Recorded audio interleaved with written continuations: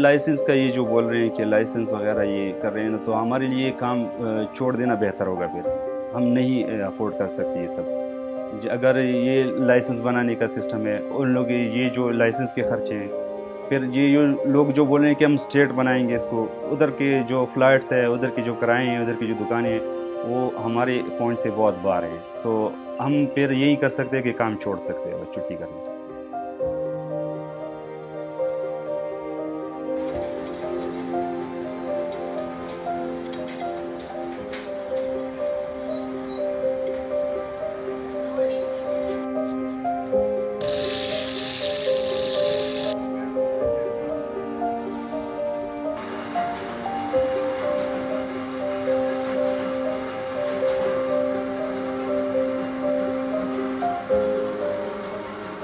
ये ज़्यादातर जो लोग हैं ना, ये गरीब है। तकरीबन 90% जो है ये इसको ये काबिल कबूल नहीं है इंडस्ट्रियल स्टेट।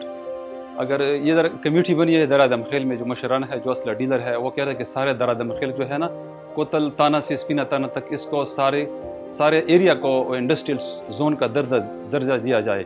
बाकी स्टेट की बात है जहाँ तक ताल्लुक है, तो स्टेट हर किसी के बस की बात नहीं है। वो इस पर एक प्लाट 40-50 लाख मिल जाएगा, तो गरीब को फिर सारे जो साहिब इस्तेदाद लोग हैं वो प्लाट ले लेंगे। गरीब का इसका कोई इस तरह वो नहीं मिलेगा।